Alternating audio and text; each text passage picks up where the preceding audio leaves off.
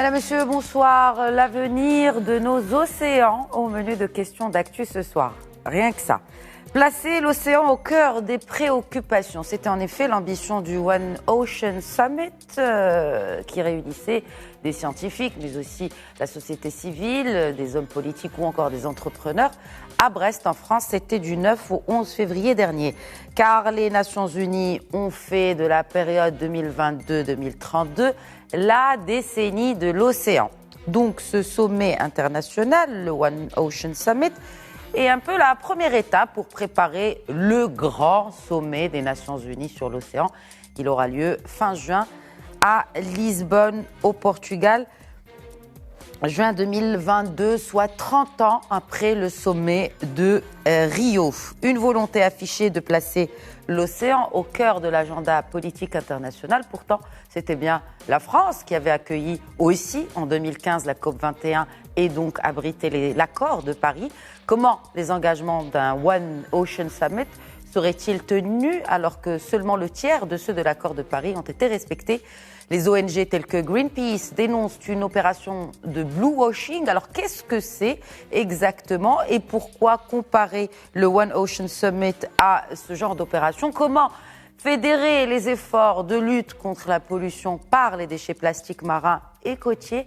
La politique du Maroc en termes de préservation marine commence-t-elle à porter ses fruits et que reste-t-il à faire?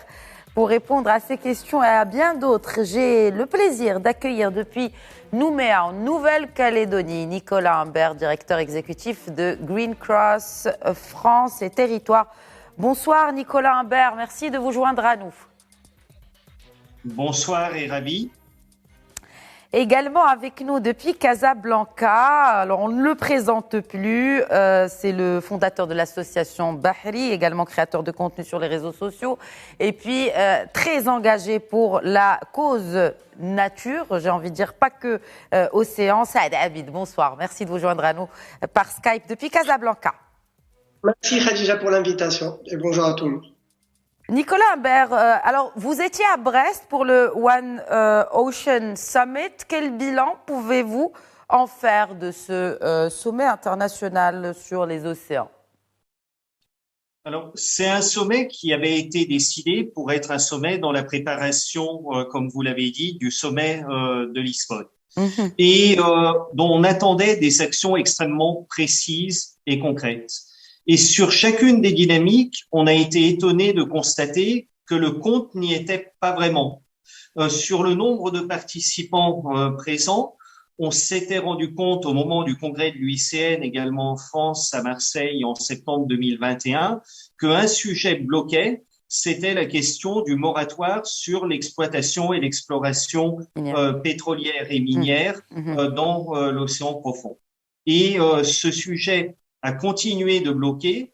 La position de la France n'était pas claire et parmi les rares États qui étaient présents en fait au One Ocean Summit à Brest, on a constaté la présence de Malte qui est pour l'exploitation minière en grande profondeur et qui a recommencé les travaux en ce sens. C'était plutôt bon signe, mais la présence du Portugal qui est le pays qui va héberger le UN Ocean Summit, donc 30 ans après Rio, et quelques États présents en ordre très dispersé et d'une manière inégale. Et donc, sur des sujets essentiels, il fallait des décisions fortes et elles n'ont que très partiellement eu lieu. D'un côté, on entend, et c'est très bien que la Polynésie classe 500 000 km² supplémentaires en aire marine protégée.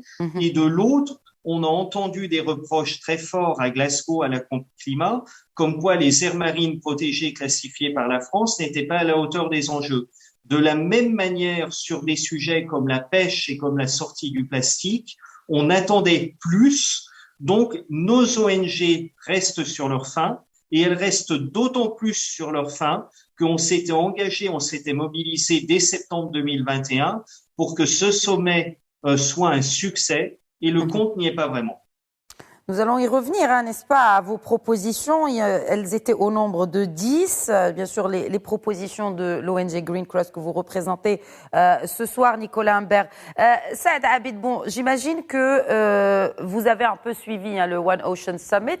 il y a eu bien sûr la participation du Maroc. C'est le chef du gouvernement, Aziz Akhnouch, qui a représenté le royaume à cette, j'ai envie de dire, grand-messe des océans.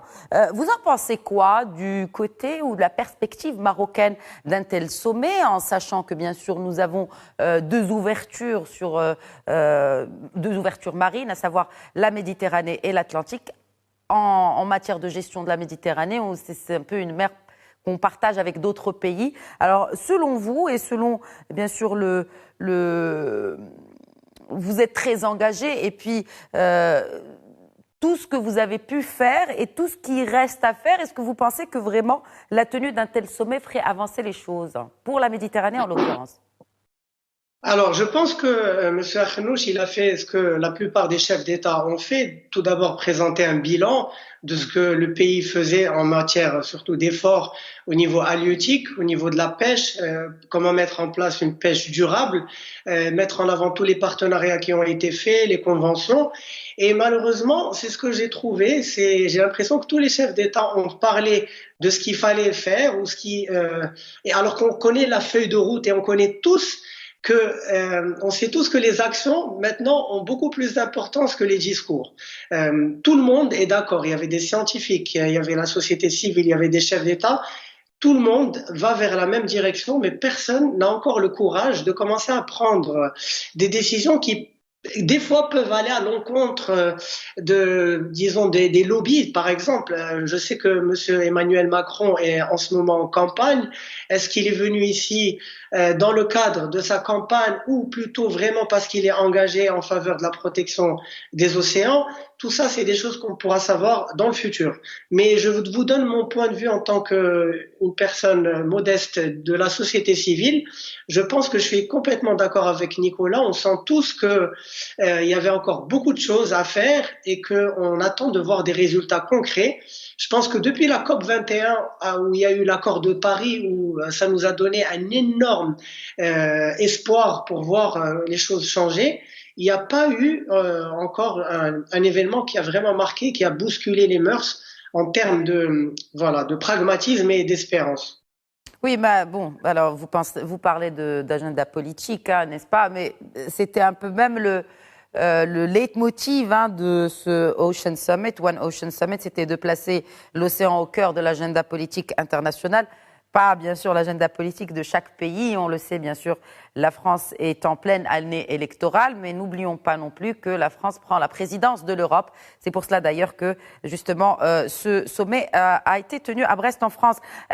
En parlant justement d'action, Nicolas Humbert, vous demandez, en tout cas Green Cross, l'ONG que vous représentez, demande un choc de responsabilité dans la tenue de ce forum. Qu'est-ce qu'un choc de responsabilité? Pourquoi vous demandez cela? Quel est l'engagement de la partie civile dans ce choc de responsabilité? Alors, pour nous, c'est vraiment ce qui est essentiel.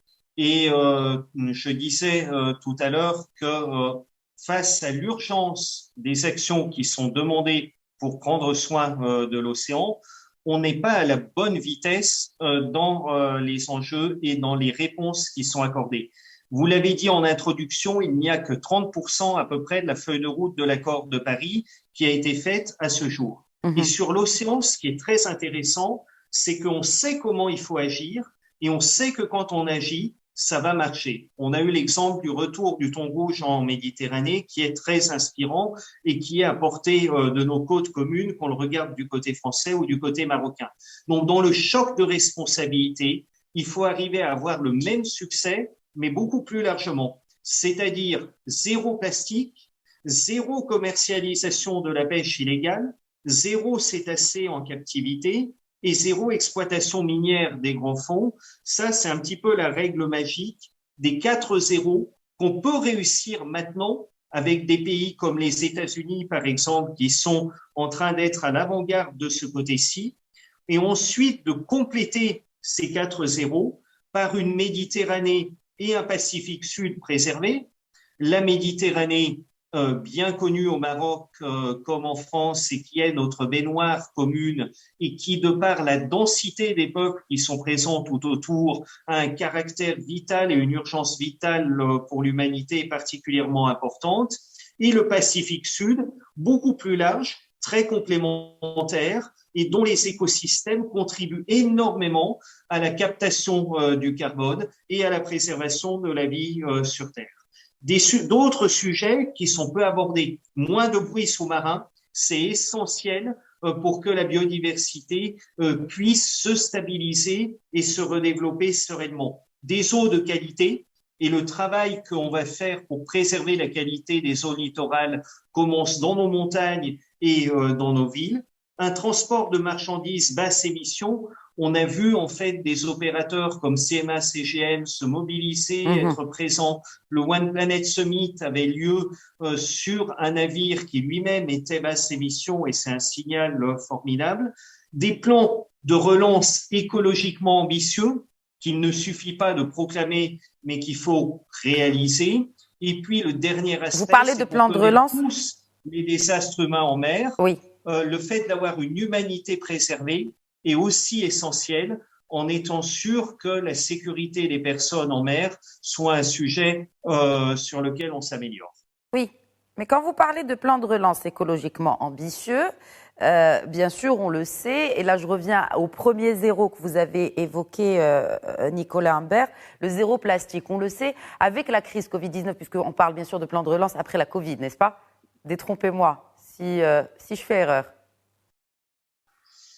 Et effectivement, tout est une question de priorité et tout est une question de mise en œuvre. Aujourd'hui, il y a eu beaucoup d'annonces et il y a eu tout un travail préparatoire qui a été fait et par la France, et par l'Europe, et par l'Union pour la Méditerranée, et par un certain nombre d'États. Et je sais que le Maroc a avancé très vite au moment de la COP pour aller dans la direction de zéro plastique jetable. Ensuite, on a vécu la Covid et la crise sanitaire qui nous a fait remettre en cause un certain nombre de priorités, de certitudes qu'on avait juste avant et qui nous a peut-être fait nous renfermer sur nous-mêmes, sur nos positions et effectivement ne pas continuer des actions qui avaient été entreprises avant. Et vis-à-vis du plastique, c'est quand même dommage parce qu'on n'est pas loin d'atteindre cet objectif et une fois qu'on sera arrivé à une logique zéro plastique dans l'océan, c'est beaucoup plus simple pour les chaînes alimentaires de se reconstituer, pour les biotopes et notamment ceux à proximité des côtes de se préserver. Et ça change aussi et nos comportements et nos modèles économiques pour quelque chose de meilleur. Donc c'est dommage d'abandonner ce sujet en se disant le Covid nous fait regarder ailleurs parce que c'est précisément parce qu'on sera meilleur sur des sujets comme celui-ci, qu'on sera plus résilient vis-à-vis des crises sanitaires à venir. Bon, je ferai réagir également. Il en connaît un chapitre, Saad Habib, sur la question de plastique. Malheureusement, le plastique, c'est aujourd'hui entre 20 et 23 millions de tonnes de plastique qui finissent dans les eaux chaque année. Et j'aimerais bien aller vraiment vers le zéro plastique, surtout en connaissance des causes. Alors, justement. Ne me lancez pas là-dessus, s'il vous plaît, Khadija. C'est le but. Parce que c'est une opération qui a été lancée, on va dire, un peu en parallèle de la COP22 qui a été tenue à Marrakech. Vous en faites quel bilan et quelle évaluation et je vous laisse peut-être finir sur la question du plastique dans l'océan. Je pense que le zéro mica, ça a été un effet de mode qui a été mené en parallèle avec la COP22 qui a été organisée à Marrakech. La preuve en est qu'aujourd'hui, quand on va au marché ou quand on va dans un souk ou quand on va chez n'importe quel vendeur ambulant, cette restriction ou cette interdiction du plastique qui avait été mise en place auparavant n'a plus lieu. Et aujourd'hui, on remarque que la recrudescence des plastiques et de la distribution du plastique a un usage unique partout dans notre ville. Je vous le dis, malheureusement, à contre-cœur, j'aurais bien aimé que cette Zéro Mica, cette campagne soit aujourd'hui d'actualité parce que, en tant que protecteur de l'environnement, ça m'a vraiment fait plaisir parce que j'avais vu que même des pays industrialisés n'avaient pas pu mettre en place cette politique de Zéro Mica et je me suis dit qu'on allait être avant-gardiste. Malheureusement, ça n'a pas tenu la route. Et en ce qui concerne les plastiques, dans les océans, c'est vrai que je vous disais, selon WWF, ils ont publié un rapport que j'ai lu récemment. Mhm. Ils ont dit qu'entre 19 et 23 millions de tonnes de plastique finissent dans les eaux chaque année.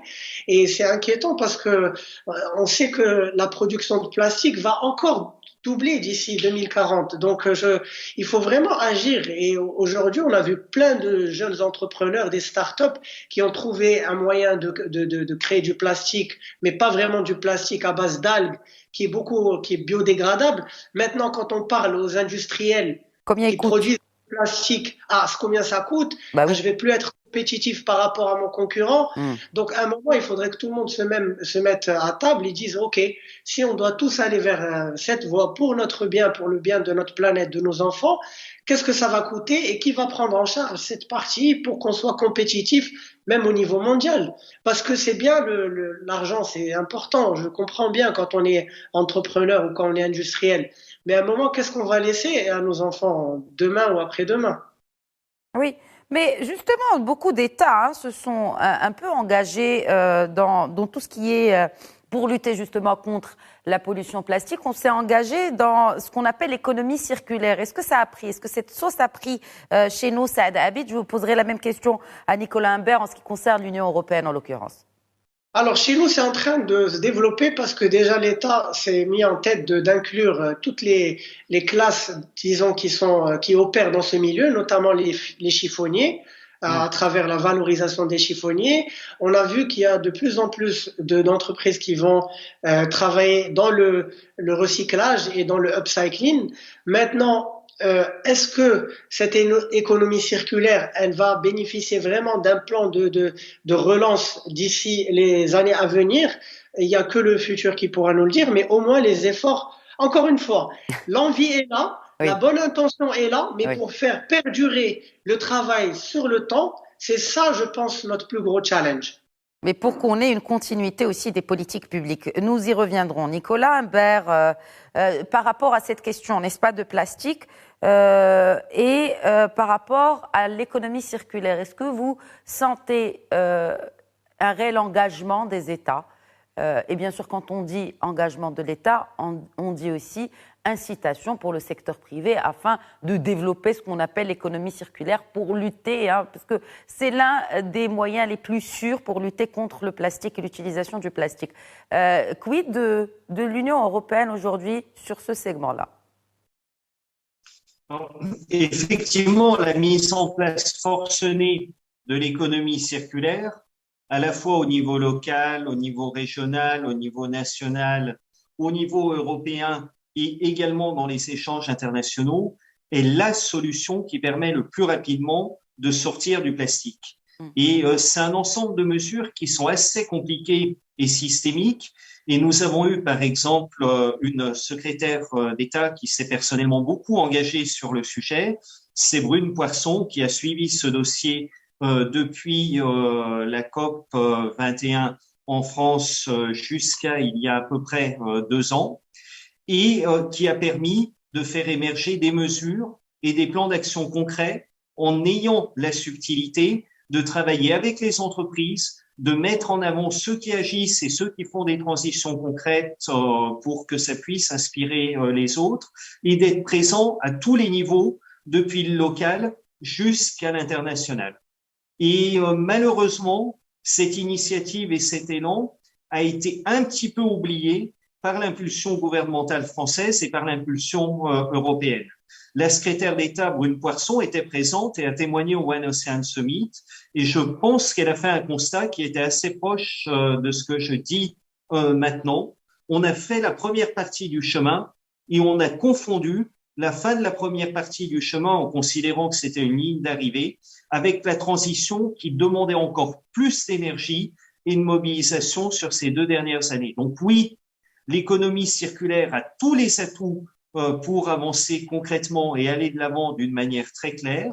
Oui, concernant le plastique jetable à usage unique, on a vraisemblablement commencé à gagner des points sur le fait d'arrêter de les commercialiser, mais il faut qu'on arrive à mettre en place toutes ces filières de réemploi des déchets de proximité et qu'on arrive à générer ces boucles aussi, où le déchet n'est plus quelque chose qu'on est en train de jeter dans la rue et de se débarrasser dans l'espace public, mais où on a conscience au moment où on fait un geste que c'est une richesse qu'on transfère et qu'on recycle dans notre économie et que c'est pour ça qu'on en a besoin dans nos économies territoriales. Aujourd'hui, des pays comme notamment la Chine et l'Indonésie refusent d'importer des déchets venant de l'extérieur et refusent aussi d'exporter leurs déchets à l'extérieur. Un transporteur comme CMA-CGM, et c'est une des petites réussites mais importantes de ce One Ocean Summit, a pris l'engagement de ne plus transporter sur ces navires des déchets qui relevaient du transport illégal ou du transport massif de des pays à pays. Et typiquement, ça fait partie des petites initiatives qui sont extrêmement importantes, mais dont on a besoin pour réaccélérer l'économie circulaire. Peut-être qu'un jour, à l'échelle internationale ou à l'échelle d'une plaque géographique, on décidera de passer d'une fiscalité sur le travail à une fiscalité sur l'énergie et la matière. Peut-être qu'il y a également besoin d'avoir des taxations complémentaires pour aller plus loin tout de suite dans le développement de l'économie circulaire. Mais déjà, avec l'outil législatif qui existe dans nos différents pays, et surtout dans un contexte où l'énergie devient de plus en plus chère chaque jour, il y a énormément d'initiatives qui peuvent être faites pour accélérer l'économie circulaire. Et en tant que consommateurs, que citoyens, que contribuables, on a tous la capacité de faire changer les choses parce que c'est nous qui achetons de l'emballage inutile ou quelque chose qu'on risque de transformer en déchets. Et c'est nous qui avons la possibilité soit de mal nous en débarrasser en le jetant dans la rue, soit au contraire de l'amener vers un point de collecte où il sera proprement réutilisé et réemployé.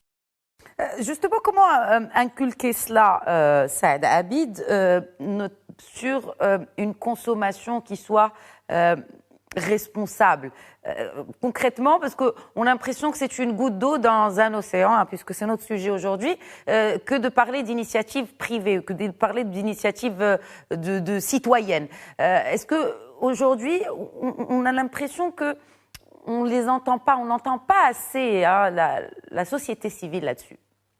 Pourquoi? Il n'y a pas que la société civile, c'est-à-dire que tout le monde, le gouvernement, la société civile, le privé, doivent avoir conscience qu'aujourd'hui, notre manière de consommer n'est pas durable et qu'à un moment, nos ressources ne vont pas pouvoir suivre. C'est pour ça qu'il faut penser à un nouveau mode de consommation et justement, tout ce qui est à usage unique, qui n'est pas vraiment important, on devrait s'en passer. Et ça doit commencer tout d'abord par l'école, parce que l'école, on pourra voir les effets et les résultats que dans quelques années, quand ces jeunes, ces enfants vont grandir, ils vont eux aussi passer le message à leurs enfants. Mais en même temps, il doit y avoir un programme incitatif, ce qui est en place. Aujourd'hui, je parle du Maroc, par exemple. Quand l'été approche, on a tous en tête Bondave, qui est un personnage qui est rentré dans la tête de tous les Marocains, mais ça reste de la sensibilisation. Il faudrait qu'on accompagne avec ça de la punition et de la motivation. C'est-à-dire que pour les pollueurs, il faudrait qu'ils soient corrigés, et pour les gens qui sont vraiment instigateurs de bonnes initiatives, qu'on les aide, que ce soit avec des réductions d'impôts, peut-être avec du soutien financier, du soutien moral, pour au final arriver là où on voudrait voir genre le monde évoluer, notamment moins de déchets dans les océans. Aujourd'hui, tout à l'heure, Nicolas, il a bien fait de dire que le déchet, on ne doit pas le percevoir comme une finalité parce que il y a une vie après le déchet. Et aujourd'hui, les chiffonniers ou les gens qui font du recyclage en sont la preuve vivante. Il y a vraiment moyen de upcycler, de recycler une très bonne partie des déchets qu'on produit, sachant que l'organique, il y a aucun souci par rapport à ça. Et aussi par rapport aux océans, je voudrais juste rappeler à nos téléspectateurs, peut-être qu'ils ne le savent pas, mais environ 50 à 75% de l'oxygène qu'on respire, imaginez-vous, dans cette terre, il provient des océans. Donc c'est vraiment, il faut qu'on donne l'importance que les océans méritent. Et des fois, les gens disent je vais aller dans la forêt parce que les arbres nous donnent l'oxygène, c'est vrai, mais les océans aussi. Mais donc, on le sent pas vraiment quand on parle de changement climatique. On ne parle pas des océans. Et ça, c'est pas que au Maroc, hein, parce qu'on détache. Oui. Ah, déjà, désolé de vous couper, mais des fois, on remarque que des gens, ils jettent des choses dans les océans parce que ça va au fond et on le voit pas. Il y a une semaine, j'étais au lac Ifni où je suis allé faire du ice swimming et la personne qui travaillait là-bas dans les eaux et forêts me disait que dans le passé, du moment qu'on le voit plus, ça a disparu, donc ça n'existe plus. Et c'est un problème qu'il y a aujourd'hui, actuellement, parce que les océans sont comme une genre de grande poubelle où les gens se permettent de jeter tout ce qui ne va plus être visible et tout ce qui encombre. Or, il y a un gros problème, c'est l'acidification, la désoxygénisation. La faune est en train de souffrir.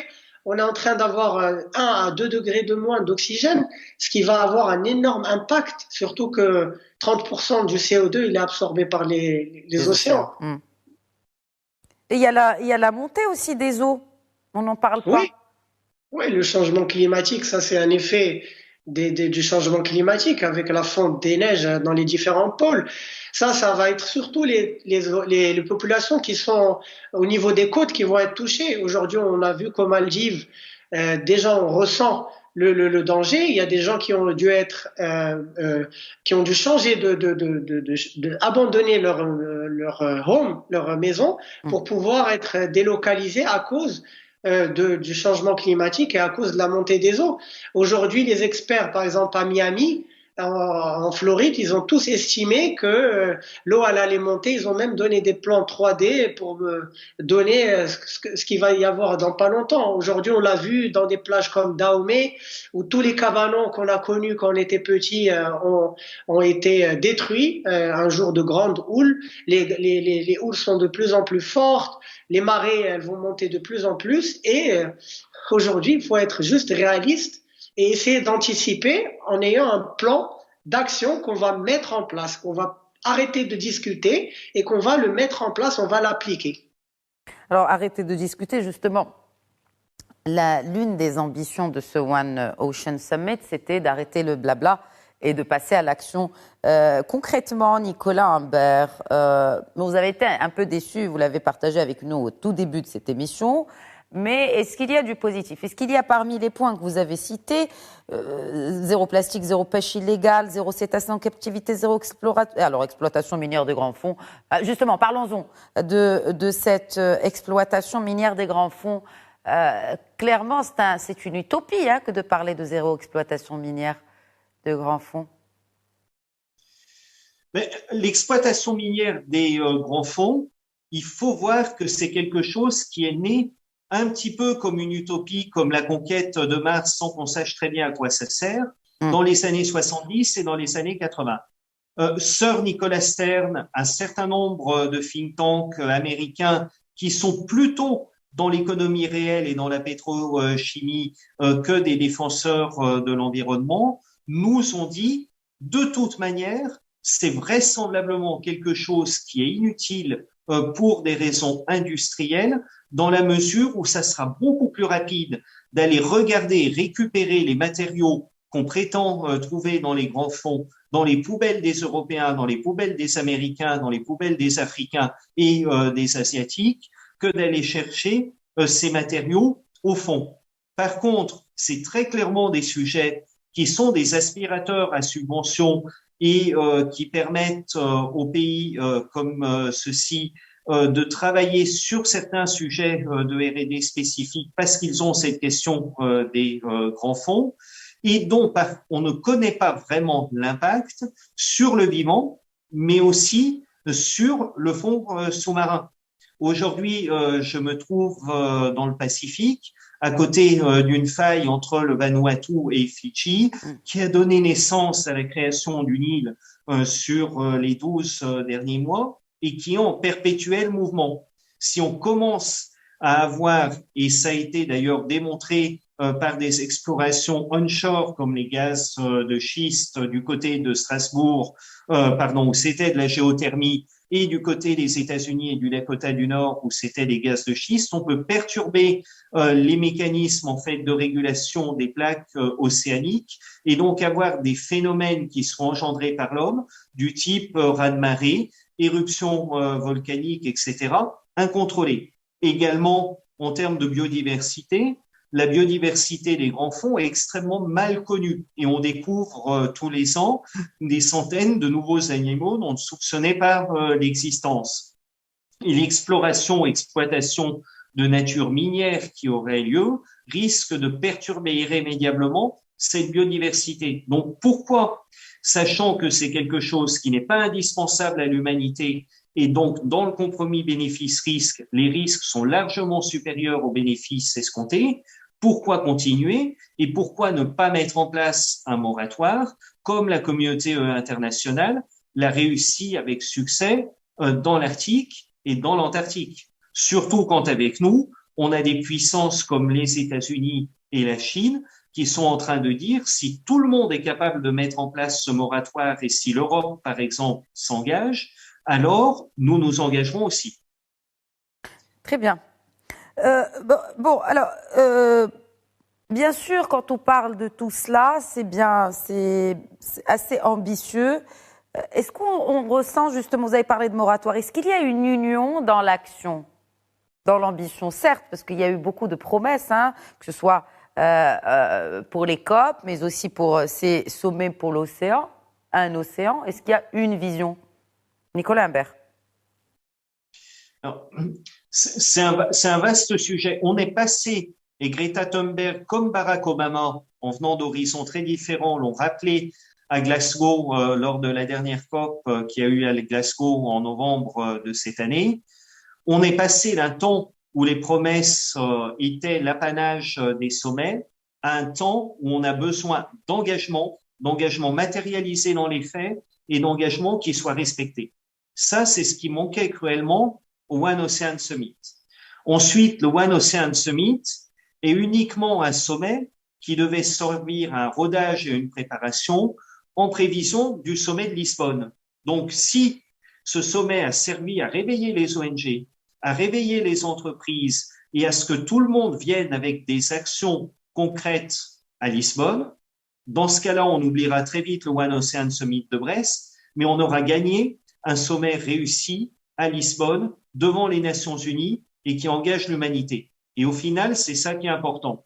Et moi, s'il y avait des choses positives que je devais retenir de Brest, j'ai entendu que sur le transport maritime propre, les entrepreneurs, les CMA-CGM, les Brittany Ferries, peut-être les Maersk également, ont fait leur partie du chemin et ont besoin qu'il y ait un contexte législatif et des engagements extrêmement forts qui puissent être pris.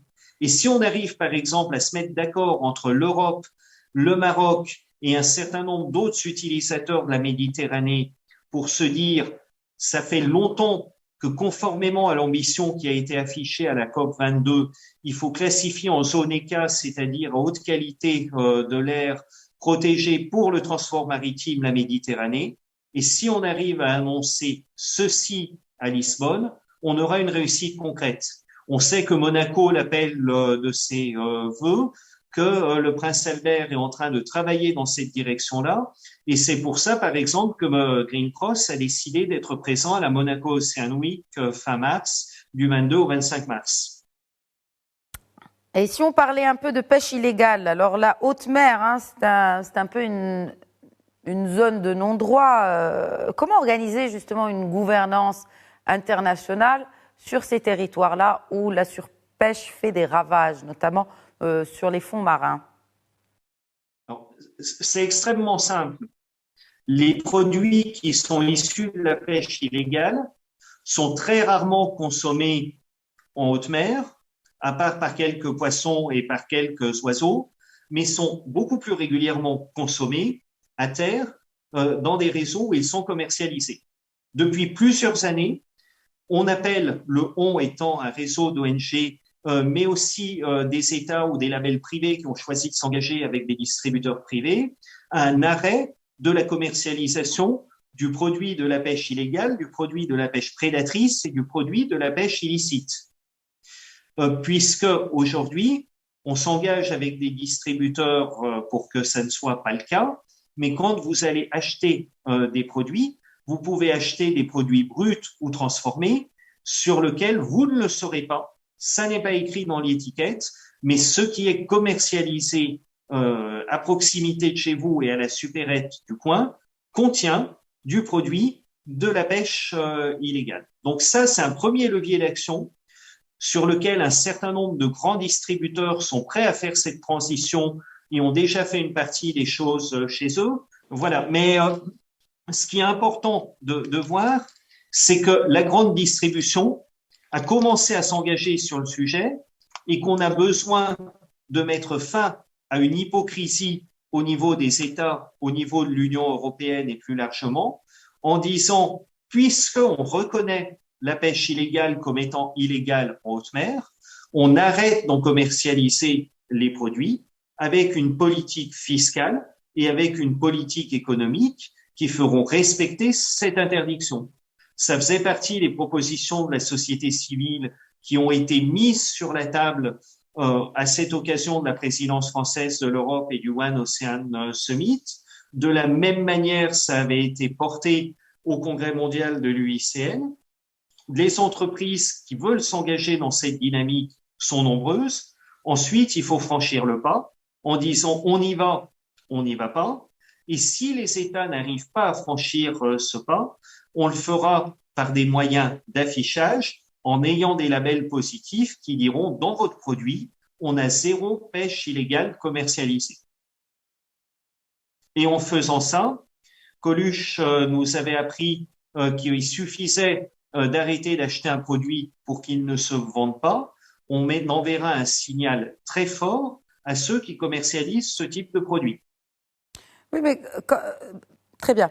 Donc, juste pour terminer, peut-être, si on s'orientait vers l'avenir, Saad Abid, je rappelle que vous êtes président fondateur de l'association Bahri. Aujourd'hui, vous avez parlé tout à l'heure d'initiatives de sensibilisation, mais qu'il fallait passer aussi à l'action. Mais sensibilisation aussi du côté des plus jeunes, à l'école, mais pas que. Est-ce que vous pensez que ces campagnes de sensibilisation qui se sont succédées, vous avez parlé de Bondé, ce personnage que tout le monde a retenu finalement d'une des campagnes de sensibilisation, mais qu'est-ce qui reste à faire vraiment pour qu'on respecte la nature, qu'on respecte notre océan? Je vais parler de notre initiative. Ça fait 11 ans qu'on organise des opérations de nettoyage de plage. On a remarqué qu'il y avait de plus en plus d'intérêt, que ce soit les parents qui veulent inculquer les bonnes valeurs à leurs enfants, que ce soit les gens, les entreprises qui viennent en groupe dans le cadre d'un team building ou d'une sortie RSE. Ce dimanche dernier, on a fait une opération où il y avait 120 personnes, différentes écoles, et tous étaient contents d'apporter leur petite pierre à l'édifice, mais tous sont très mécontents quand ils reviennent 1 semaine, 2 semaines après, et ils trouvent que la plage qu'ils ont nettoyée est redevenue sale. Donc c'est clair que d'un côté, il y a une envie, un engouement, mais d'un autre côté, il faudrait qu'il y ait une loi qui puisse protéger la plage et l'océan.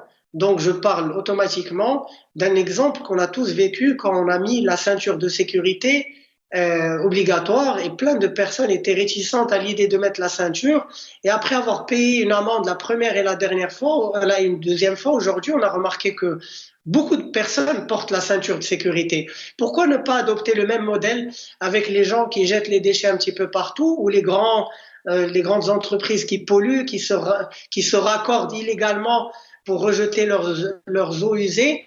Je pense qu'il y a vraiment un travail à faire par rapport à ça, et pas juste un effet d'annonce comme il y a eu avec la police de l'environnement, qui n'était pas malheureusement ils n'étaient pas assez nombreux pour pouvoir gérer toute une ville comme Casablanca.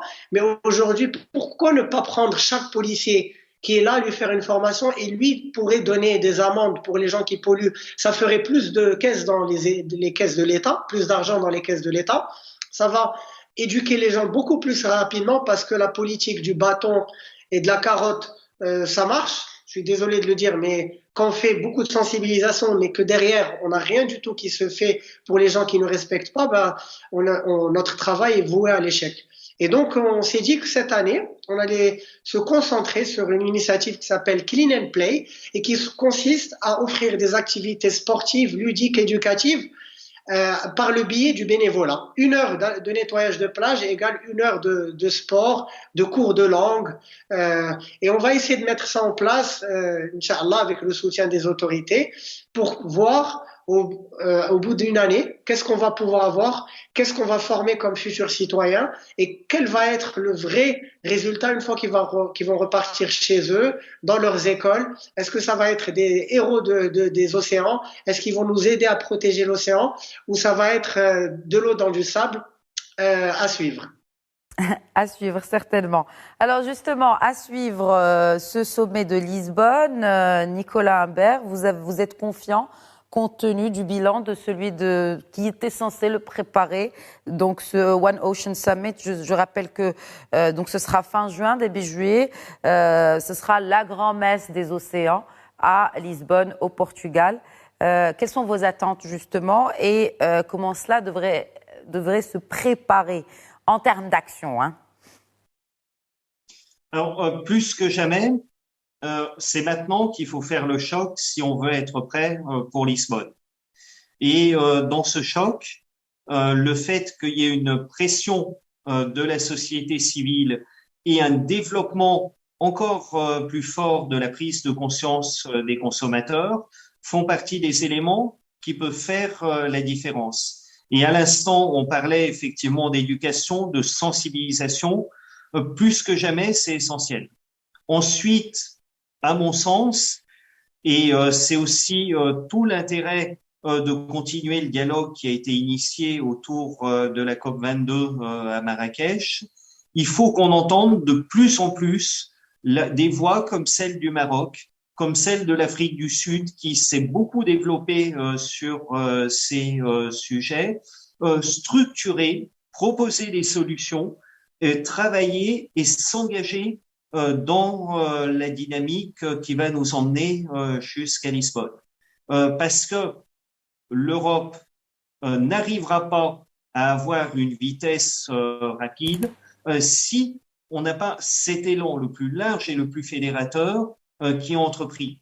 De retravailler également avec l'économie, c'est plus qu'essentiel. Et dans le domaine de l'action, on a à peu près 3 mois de travail entre maintenant et Lisbonne. C'est extrêmement court pour travailler et sur la sensibilisation et sur des opinions publiques plus mobilisées et sur des acteurs économiques qui considèrent que Lisbonne est aussi important que Davos et que chacun a à faire une part du chemin. Et au niveau des États, sachant que ce qu'on a vu aussi très très clairement avec ce sommet One Ocean Summit assez poussif et assez marginalisé, c'est qu'il fallait que l'Europe soit beaucoup plus forte dans ses engagements pour être crédible sur la place internationale, mais qu'on marche dans une dynamique multi-acteurs où on est capable d'avoir tout le monde qui s'annonce et qui avance à la même vitesse. Et là, je pense très clairement que le Maroc, de par sa présence géographique, de par son histoire, de par la COP22, a un rôle qui est essentiel à jouer. Et le dernier point que je voulais partager avec vous, c'est quand même une note positive, c'est que Jean-Michel Cousteau a l'habitude de dire « l'océan pardonne ». Et ce que les biologistes nous disent d'une manière aussi claire, c'est que si on arrive à restaurer l'océan, en 7 à 10 ans, on va voir le résultat de ce qu'on a fait. C'est pas à l'échelle de 2 ou 3 générations, mais on verra nous-mêmes le fait de savoir si oui ou non les sommets comme ceux de Lisbonne ont porté leurs fruits rien que sur la restauration de la santé physique de l'océan. Et on en tirera des bénéfices au quotidien pour notre alimentation, nos activités économiques, etc.